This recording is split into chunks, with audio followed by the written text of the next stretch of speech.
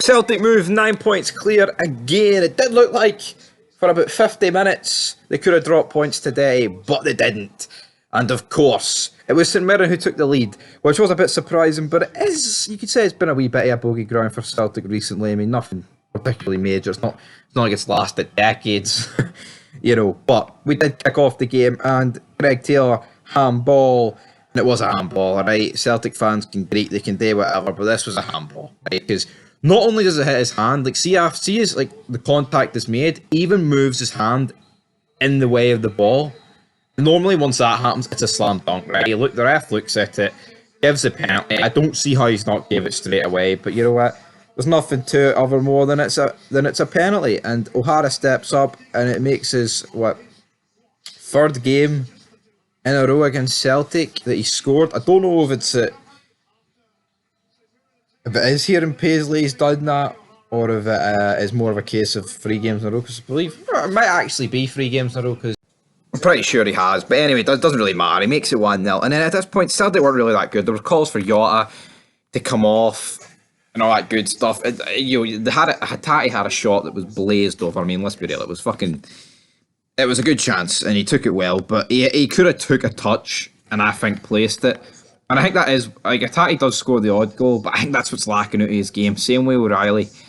And, most of the... I'm not saying they don't obviously get goals, because of course they do, but I think it has to be expected. I feel like when you're,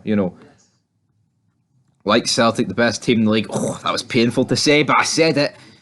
I think your midfield options should be scoring goals. Getting loads of goals. And I feel like they could maybe add a wee bit more to that to become more of a finished article, but he puts it over. And then we just get a moment of madness for Dunne. He pulls Kyogo back. I mean, it's clearly a free kick, right? I'm not denying he falls in the box, but that's exactly it. He falls into the box. It's obviously a free kick. We saw at half-time, Andy Walker near greeting about that decision, while Chris Boyd smugly says, no, free kick, and then you can kind of tell those two despise each other, which I think is pretty funny. The Green Brigade, they were fucking quiet this entire game. Greeting they were.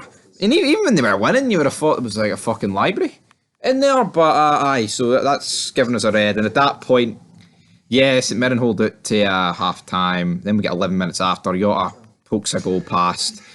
I mean, it's good determinants for Jota, but you would like to think that they'd be able to keep this out St Mirren, and it just trickles into the back of the net. Is it jammy? Is it lucky? It's 1-1. And I did say, I was actually reviewing my Rangers and Kelly game on my channel while the game was on, and they scored while I was doing it, but I did say before they scored that Celtic were going to win this game, and it's what champions do. Like, tough place to go, down to 10 men, they got the job done here.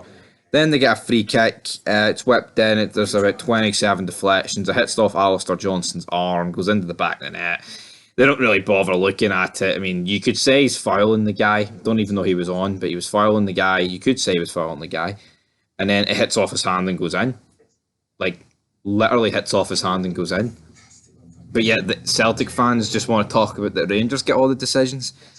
Anyway, I digress. After this, Abada makes it 3-1. I thought the St Mirren goalie was fucking shite, if I'm being honest. O'Reilly then scores from a bad assist. Then we get a penalty to make it 5-1. And yeah, so I mean, good for Owen Johnson to score our first 2 goals for the club.